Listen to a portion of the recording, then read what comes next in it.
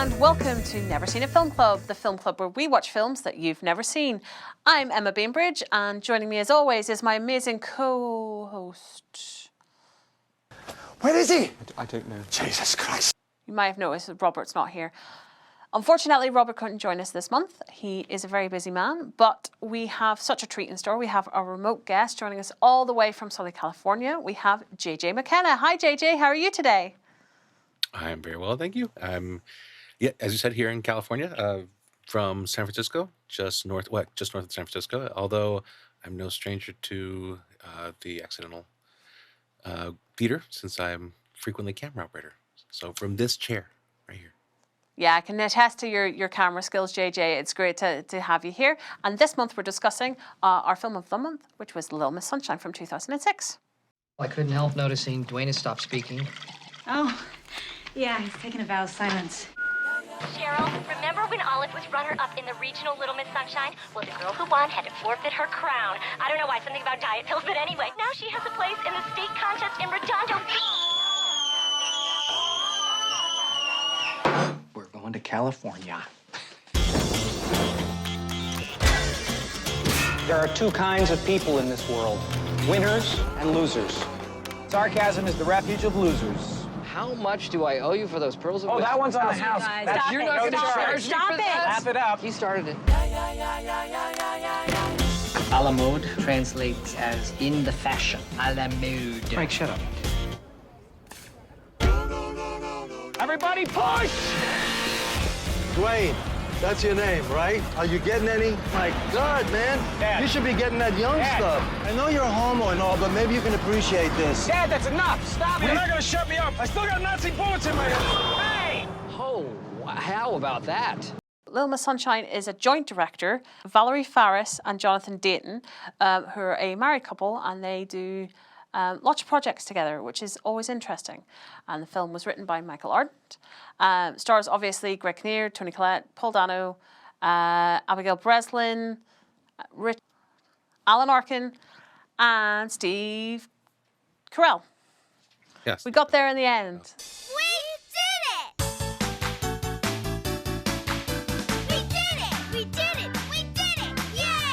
It's a beautiful film. I really enjoy small ensemble films, which just definitely can be described as.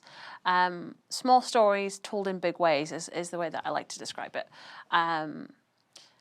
As a British person watching this, it's really interesting to see the kind of differences in what an American family dynamic versus a British family dynamic would be. Barbara? Yeah? Jim says he's not stepping foot in that room till he gets his batteries back. Oh, you see what I mean, Denise? Well, you can tell him to get off his big fat arse and go and get the batteries from the shop. So for you, JJ, can you kind of speak to, does it ring true of a kind of a weird and wonderful family experience for an American? For that time, and as, I don't know if I should say as an older American. I'm too old for this.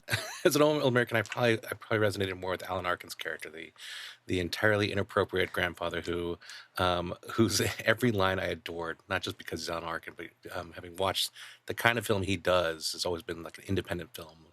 His films are always, like bizarre families or honest approaches to families, and that's what this was. It looked like a very honest approach where, the young Dano character he's struggling to be who he wants to be, which isn't his parents. He doesn't want to be like, as so many folks don't want to be their parents. He doesn't want to be his parents. He wants to be something entirely different. And so that, as an American, although I'm not really an American, or I guess no American is really an American, that portion of culture which is always looking for something new and being something new that wasn't the past. I think that's the family dynamic of Abigail Breslin, as we talk about this more, her trying to be excellent and the father's striving for excellence. It was a very honest family versus the TV shows. The perfect family is like Bill Cosby. Yeah, I'd absolutely agree. Maybe, definitely, because things come out since then about Cosby. And But I totally get that. Right. I think what's really nice about as you mentioned, like the Greg Kinnear, the Richard character, striving for excellence. It's kind of that metaphor for the American dream. And even though these are white, kind of middle class climber, middle of the road kind of white characters, there is something that rings through of that need to be perfect and that need to achieve the American dream and like wealth gain and to come across as that kind of 2.1 children family.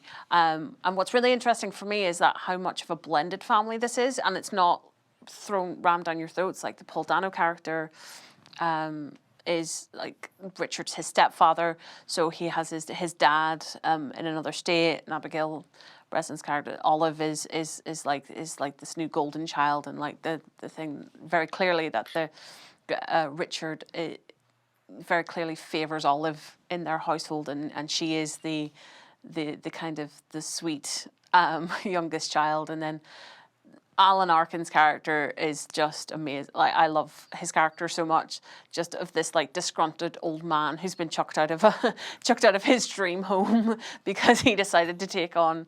He wanted to try hardcore heroin, because why not? If you've lived a good long life, you want to party it up. You want to do that. But it's just, I think, because one of my favorite scenes in the movie is actually the opening scenes, is the dinner that they have.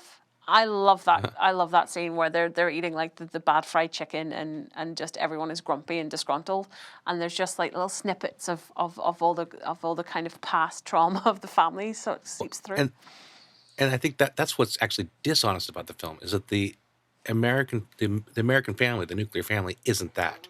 It isn't the multi-generational setting where you have, in this case, the large open family. You've got the uncle who's gone through his major crises in life, and then grandpa was kicked out of the facility. So you have here a multi-generational household, which is very unusual.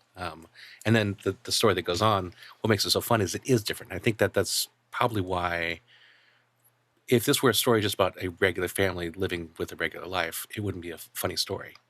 The fact that it's different, and that is very different, that it has a son who's willing to take care of his dad, even though his dad, to his mind, is a loser.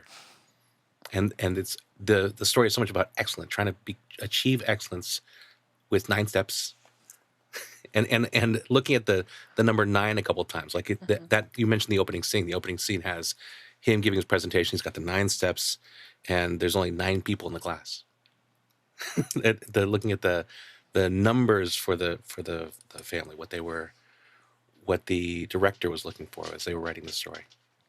The opening sequence, it's the opening and the closing. Like, usually for me, they're the least interesting moments of a film. That's just me and my kind of pretentious academia knowledge. I'm not interested. Like the set pieces or whatever. Tell them you want stories about people, not $100 million of stunts and explosives. People, it's up to you. If the movie stinks, just don't go.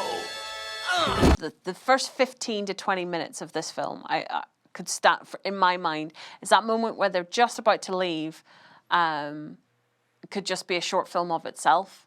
As it describes the kind of the family, that getting to know everybody, but it's also, for me, it's as simple as the look of the film is really beautiful as well. Like I was really worried, and I was saying to the members who were here on Saturday for our screening, I'm always concerned when I show a film from 2000 to like 2010.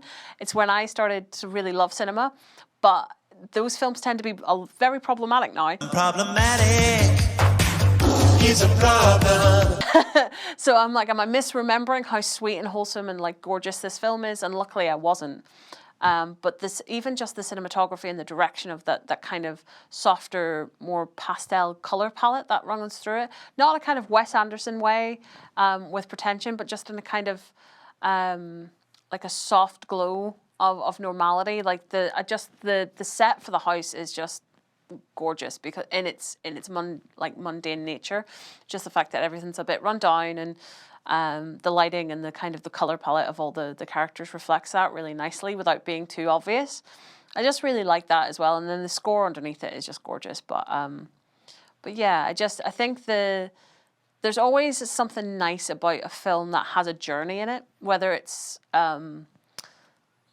metaphorical or physical. I tend to like the physical journeys more, because then that road kind of trip movie has always been kind of a favorite of mine. But the fact that this family are all jumping in this VW bus with a broken clutch, Literally, and going across country from Albuquerque, I'm just like, I can't imagine a hell worse than that, being stuck in summer heat with my family for 3 days. And it's just it's just one of those really beautiful films that I'm glad stood the test of time. As a person who we did that. So when I say I'm kind of American, when I say that, I think about I'm North American and that I'm a Mexicano. So the other half of me, included my dad, who was a bureaucrat, we would move as a family, 3 kids, every 6 to 12 months. We would pick up house and move to another state, which meant the whole family gets in the car. and we had sometimes, when we moved to California eventually, it was 2 cars, and my mom got a ticket, and we were stuck because she had to go to jail because the brakes were broken on the truck that she was driving, and we didn't have the money to pay for her to get out of jail. So we made us stay there in that town in Colorado for like 6 hours while she stayed in jail so she can go to the trial. And so we did do that. We did that as a family, moving from different parts of the United States. In Mexico. Occasionally we would live in Mexico. And Abigail's character, what she's doing in the car, I think was perfect, because that's kind of what you end up as a kid doing. I'm guessing that doesn't happen too frequently in Ireland, that you're in the car for 4 or 5 days at a time. But for us, it would be a 3-day trip from the last one was from Danville, Illinois to California. And so we spent, one night in the middle of nowhere, another night in the middle of nowhere, and then the next day we were here in California at another hotel, living in a hotel for 2-3 months. So to me, that was real. That's very much like the kids having to tolerate in the back, Paul Dano's character tolerate grandpa being wholly inappropriate, and when Abigail takes her headphones off, what are you guys talking about? Politics. Oh, boring. All right, back to boringness.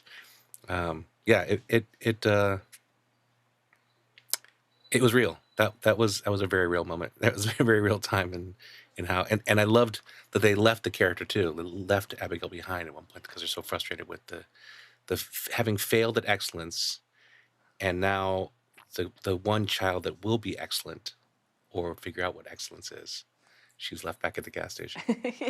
She's literally the one child left behind.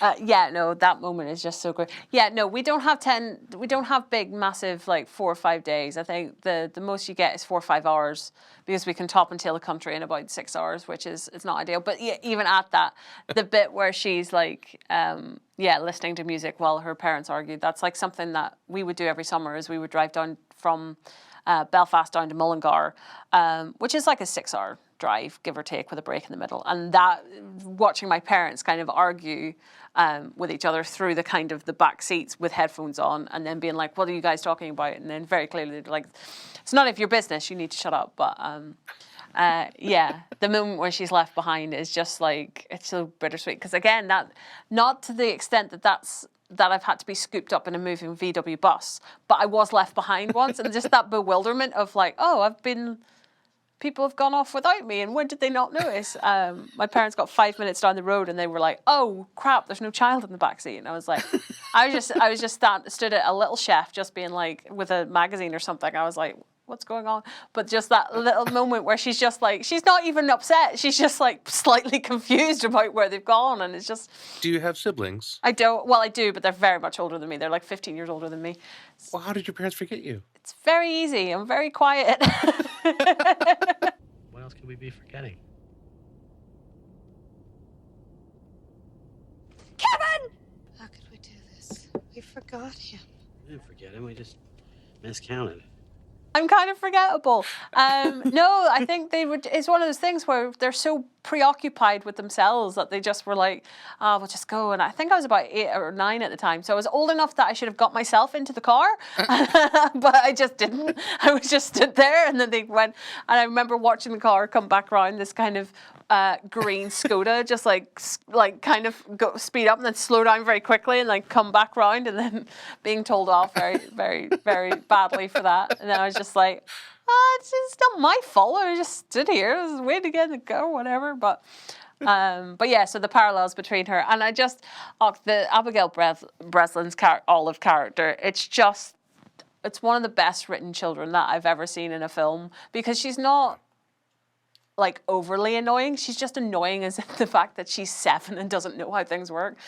So again, when she's like kind of when Alan Arkin's in the hospital and he's dying and she's just like bugging everybody for an eye test, I'm like, of course a child who's bored in a waiting room is just going to go and do that. And I just love it. And that, and again, just her optimism that she's fine.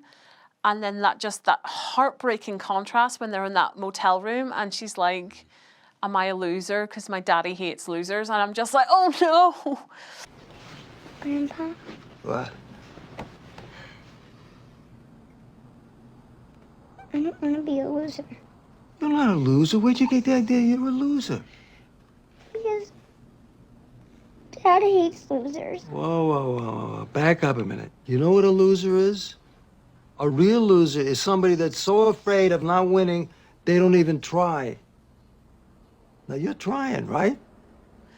Abigail Breslin, Olive, you're not a loser. And then just that toxicity of our parents' expectations that even at 7, where they think we don't know what they're talking about, and then you do, and you're just like, no, please protect her at all costs.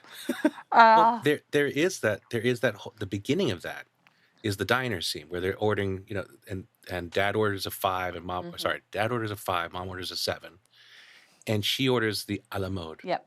And we see kind of the not Greg Kinnear, Steve Carell's, he starts mansplaining. He starts explaining what a la mode, see how it's not appropriate for today. Yeah. What that means. And there's a scene where Greg Kinnear's character says, well, she's going to find out soon enough that she's too large. That society and culture, as he's bought into, society and culture find something else more important, and that's the external figure, the looking like you're a functional family, looking like you're a functional person. The veneer of it rather than the reality, which is, and so the one moment where I loved the shot that has Grandpa, Steve Carell, and Paul Dano, and to me it's the mirror reflection of the fates. Mm-hmm. So this male version of the fates, the 3 fates, youth, middle of life, and age. They are now the 3 men judging the female character, the young Abigail Breslin, and they're listening and waiting to see what will be the outcome of this conversation, with Dad saying, you should skip the ice cream. And so his judgment there, how she starts to doubt what for her has been a legend. The legend is anyone can be a winner. Mm-hmm. Anyone can be Miss America. Anyone can be Little Miss Sunshine. Yeah, absolutely. And just like his belief system to her, in her mind anyway, is, if you want to be a winner, you just have to believe you're a winner. And then to suddenly have that in question of like, from the person that's told you that, to be like, oh wait, no, you can't have that. But yeah, a la mode. A la mode. This is one of my favorite lines. It's just Steve Carell. I just love it. A la mode. Yeah, and then when they all start, it's very, very clear that they all, at some level, hate Richard a little bit for tarnishing this little girl and just like taking away some of her whimsy and ruining ice cream for her, which is ice cream for breakfast as a kid. Come on, you're a monster if you ruin that. That's terrible. Although I was always really annoyed that it was chocolate ice cream. I'm like, who would want chocolate ice cream on your waffles? Clearly it's vanilla, because then it works with the cinnamon.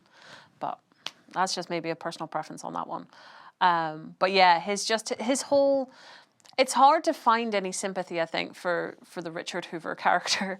There's definitely threads through there near the end, but initially, I just fucking hate him, and I think that's okay. But he does totally personify everything that I hate about those kind of multi-level marketing schemes and like those pyramid schemes of like, oh, if you just believe in something, it's enough to let you win, and I'm like. Well, clearly not, because you're running around with a beeper from 2005, and like, it's just terrible. Well, it was 2005. Well, it was 2005, but like an early naughty, a very, very bad version of it. And I'm like, I automatically just hate anybody, man, woman, child, who has one of those cell phone clips that they would tuck their phone into and just be like, it's a flip phone and it's here. I'm like, I don't care. Put it in your pocket. Just don't have it. You went out of your way to put that on your belt every day. Stop it. And that's why I hate him. But yeah, it's just his. So it totally does not stand the test of time because of the cell phone clip. That's it. That's the only thing. Fails. I'm like, but his character's fine because he would be the kind of douchebag who would have a cell phone clip, so it works. Well, but what I love though is looking at his character from the context of Toni Collette, like who she is as a person, as a spouse, and I have to say that about my own relationship.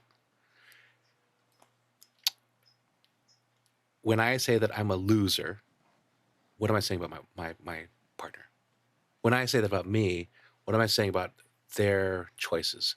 And when Kinnear's character gets that call, Richard gets a call of no, you see in Toni Collette's eyes, this is who I am. This is who I've chosen. And I love Richard because I love Toni Collette. Of course, I love Toni Collette, like, Muriel's wedding. Yeah. Muriel, you're terrible. Oh. You're terrible, Muriel. Because of that, I will always love Toni Collette. But having seen who, by the way, is usually, when going back in her career, she is a person who went from being a big bone lady to being very tiny. So in this film, she's a smaller person who now functioning with her husband's dynamic of excellence is this, this, and this. She, the person attached to that. And I'm not saying that the person is who they are or who their partner is. Instead, I'm saying that the relationship between them makes him a lovable character because she continues to take care of him. She continues to love him as much as she loves her crazy brother when they were fighting back and forth and taking her brother's side, but still cares and loves her family and loves Richard. So that's for me. That's why I like him the entire time because she can put up. If she can put up with him, I can put up with him. Yeah, see, I think I'm on the opposite end of that spectrum where I'm like, she shouldn't be putting up with him. She's too good for him. She needs to leave him because it's Toni Collette and she's amazing. But she knows more than we do. She does. She knows who he is. And she saw probably at the point in his life when he was a regular dude, like in high school or college or whenever she met, that he was a regular person. And then he started to doubt. And then he bought into this ridiculous idea. He paid the $40,000 to be my leadership club and then created his own. And he was scammed. Yeah, no, that's fair, I think. But again, I think because I identify so much with Dwayne when I first watched this film, because as you said, you don't want to be what your parents created and stuff. Watching him and his dislike of Richard, I'm just like, is it because he's his stepdad and it's just a natural thing that he's like, I think... Regardless, I think most adolescent boys, if there's a stepfather figure, no matter how good or nice they are, I think there's always just a tiny element of resentment of, taking, like, slightly Oedipal of, like, taking my mother's attention away from me. But he just really seems to hate Richard. And I'm just like, it would be really interesting to see the history there, because there's a wedding, it's one of those things that I caught, there's a wedding photo during the initial dinner scene, and behind that, and it goes Toni Collette and then the Richard, they're here, and then there's a little teeny tiny young Dwayne, and who's kind of like blonde, bush-eyed, but there's like so much distance between him and his mother created in that photo. I'm just like, So what's their dynamic is really interesting to me because they don't have a whole heap of interaction. Partly because Dwayne doesn't speak for the first hour and 20 minutes of the film, which is fair. It's an interesting choice.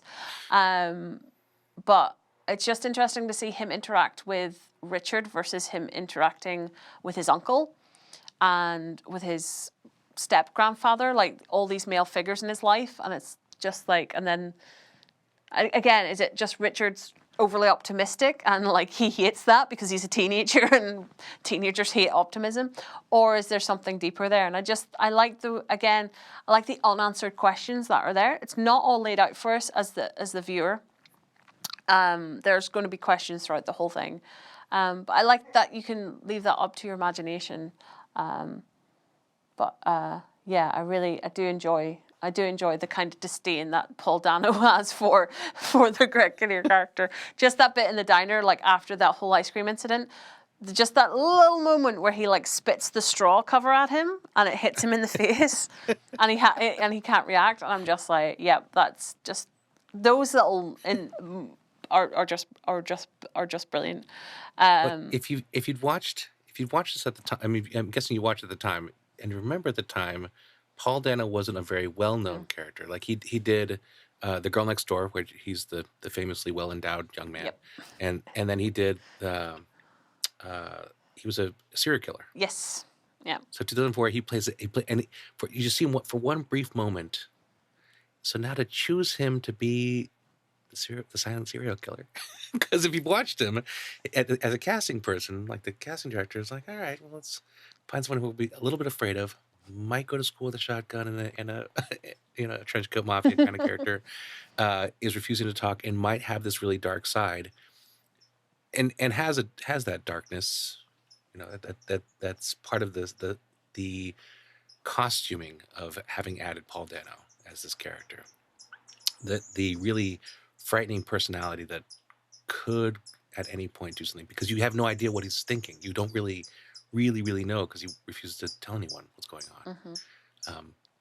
To have that dark character present in the back seat all the time, it was a little frightening. I mean, it was great. Again, it was real because that's the reality of, and I can say as a stepfather who raised a stepdaughter and a stepson, there is that point where there's like, I'm not going to talk to anybody. I loathe all things. Yeah. Yeah, no, it's really nice. I think Paul Dano is in particular great in this film because he does have to do all that for, as I say, I think it's an hour and 15 or something, and he doesn't speak, and yet he conveys so much just in his kind of mannerisms and stuff. He does a great acting job, but it's just, I think we mentioned it earlier, that scene where Alan Arkin and him are talking, and Alan was being super inappropriate, and he's talking about basically Dwayne's sex life, and he's just really, really kind of gross about it. And just watching poor Paul Dano squirm and just be like, please, for the love of God, shut up. I just don't want to hear this coming out of anyone's mouth. Never mind you. You're like an old man, and you're like my grandfather, but you're not really, and you're right for 3 feet away from me. It's terrible.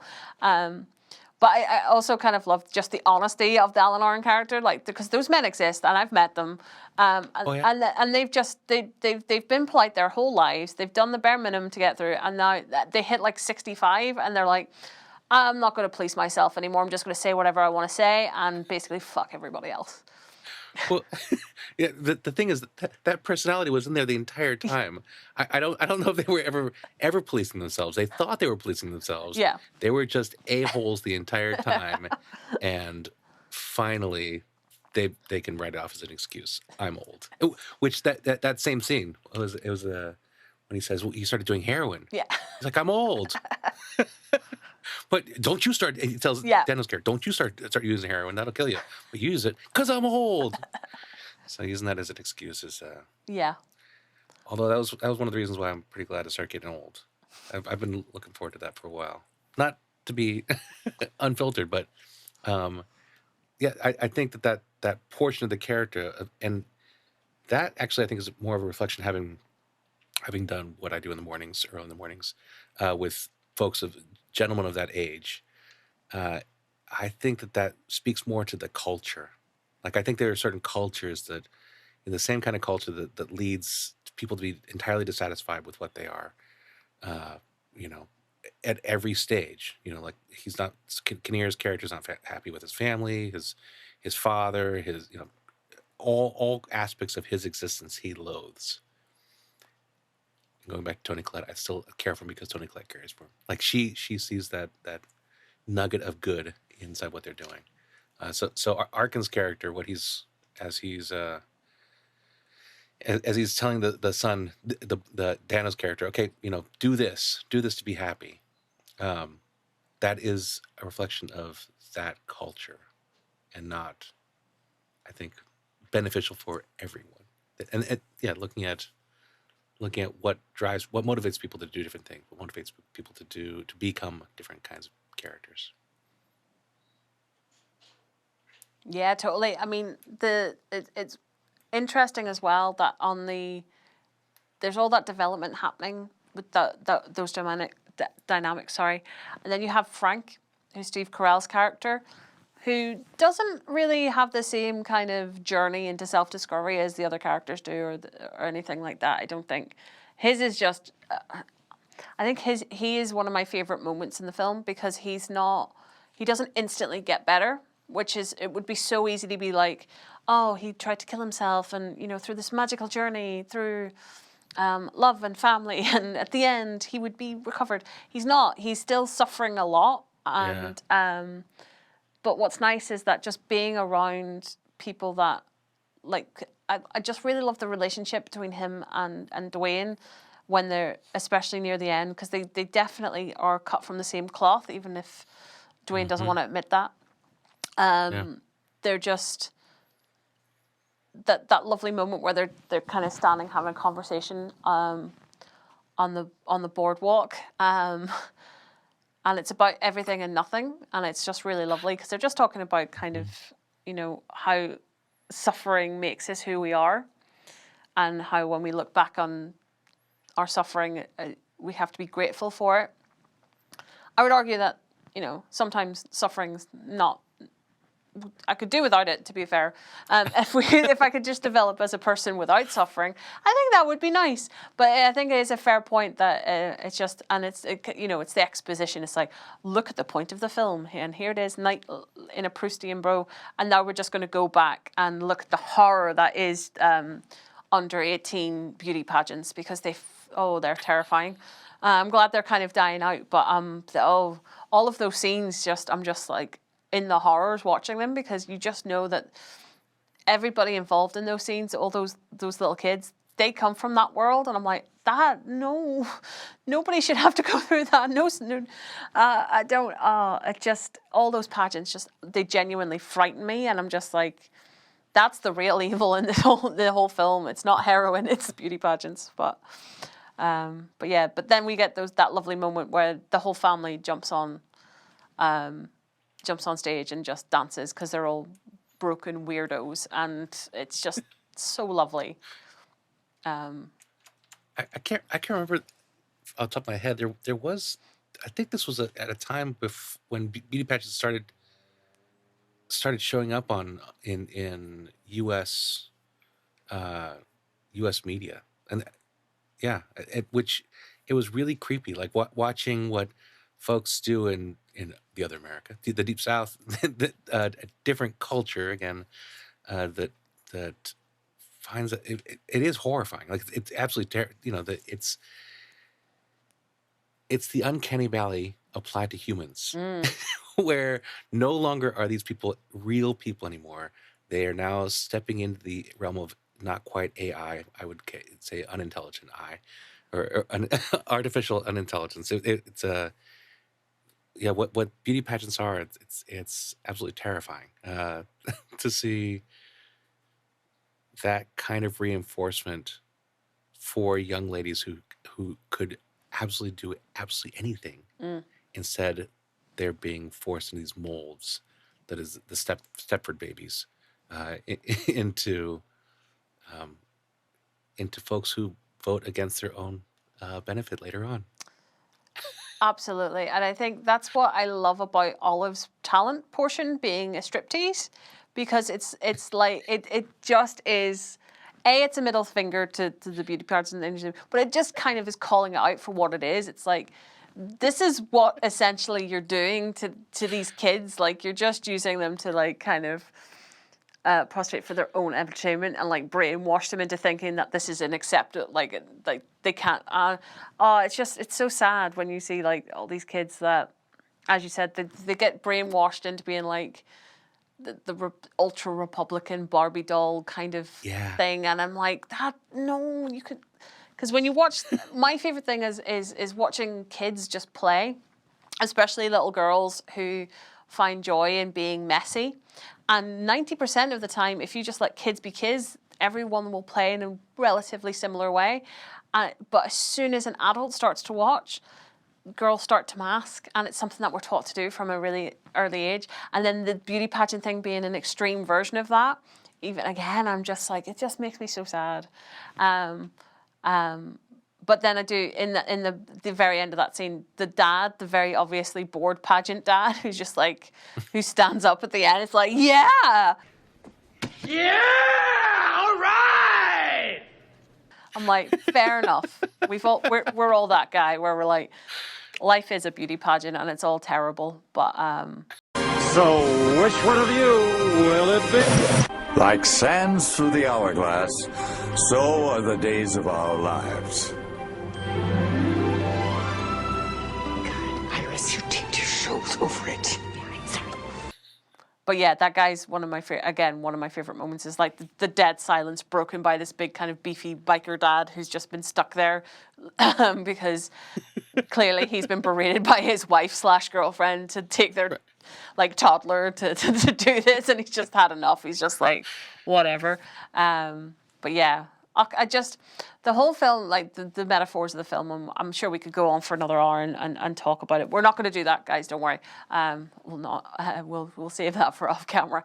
Okay, just as a whole package, again, as I said, I was really nervous to rewatch it, thinking that maybe I had rose-tinted glasses on about this film, but I don't. It's a genuinely warm and lovely film about family and like all of the struggles in the dynamics of that. And then again, it's just a really human story, which I think we've left behind a little bit. I think films from the early 2000s tend to focus a little bit more on the kind of human experience, whereas now I think it's more about, I think we've gone back to kind of that old Hollywood standard of style of storytelling where we want to watch stories about people better than us, whereas this film is about a film that we can relate to and people who are just like us. If they have even if they have a VW bus, even if that bus doesn't have a clutch and the horn breaks, it's still the dream car. It's great, but it's just full of. I'm just glad that it held up over the test of time. Yeah.